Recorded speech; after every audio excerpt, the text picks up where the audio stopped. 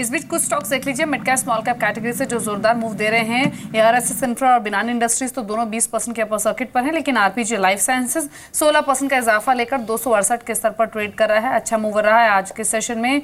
Madhav marble यहाँ पर 16% का इजाफा है, अच्छे वॉल्यूम्स हैं, 63 का लेवल देखा जा रहा है। एक स्टॉक आप देखिए एटलस साइकिल, यहाँ भी इजाफा है करीब 13% के आसपास का, स्तर है 220 का। हर्कुलस हॉइस्ट भी परफॉर्म कर रहा है 10.5% के बढ़त लेकर। छोटे फार्मा स्टॉक्स में काफी अच्छा खासा मूव है। आरपीजी लाइफ साइंसेज के अलावा पेनिशिया बायोटेक यहाँ भी अच्छी मजबूती देखी जा रही है और 10% के उछाल के साथ ये स्टॉक 126 के स्तर पर ट्रेड कर रहा है। इन छोटे स्टॉक्स में अभी भी खरीदारी इमर्ज हुई। चंदन, आपकी राय क्या है? RPG life sciences, panacea bio, ये स्टॉक्स परफॉर्म करने की कोशिश कर रहे हैं और एक सडन बाइंग स्टॉक्स में सेकंड हाफ में आते हुए दिखी है।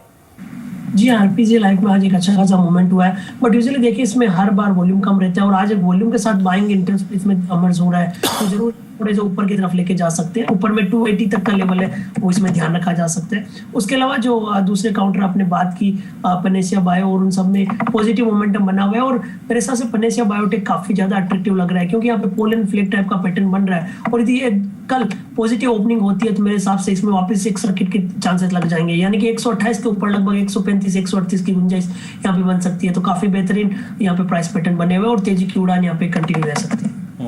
इस बीच आप देखिए दो स्टॉक्स और आज वाइल्ड स्विंग वाले काउंटर्स में आप एक देखिए L&T फाइनेंस, ARSS इंफ्रा का दिवाली ने जिक्र अभी किया, दोबारा नहीं करूंगा।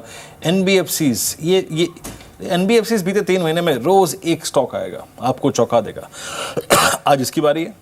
LIC हाउसिंग फाइनेंस को देखिए, मैं वैसे कह रहा हूँ कि एक स्टॉक ऐसा आएगा जो आपके चौंका देगा बिल्कुल। ये तो आज के खैर एक सेकुलर मूव है पूरे के पूरे सेक्टर में, लेकिन आज L&T फाइनेंस एक टिपिकल फ्लैग के ऊपर निकल रहा है। देखिए एक टिपिकल फ्लैग के ऊपर आप इसमें से शायना अपनी शॉपिंग लिस्ट में क्या शामिल करना चाहेंगी NBFCs के पूरे चंक में? NBFCs आई थिंक जैसे आपने कहा, रोज हम एक नया स्टॉक देखते हैं, हर वीक नया स्टॉक की रैली होती है। जैसे वी सॉ बजाज फिनसर्व, फिर उसके बाद बजाज फाइनेंस, अभी we are seeing L&T finance. और इवन अगर आप इसको थोड़ा ब्रॉडर थोड़ा एक्सपैंड करें, I think lending finance lending companies जैसे अभी चंदन ने बताया, LIC housing finance, I think ये सभी कंपनीज, एंड अगर लार्ज कैप में देखो तो even I will include HDFC, तो ये सब कंपनीज आई थिंक मेरे बाइंग लिस्ट में होंगे, बिकॉज बिजनेस यहाँ पर growth in terms of housing going forward बहुत स्ट्रॉन्ग रहना हुआ, it is going to remain strong.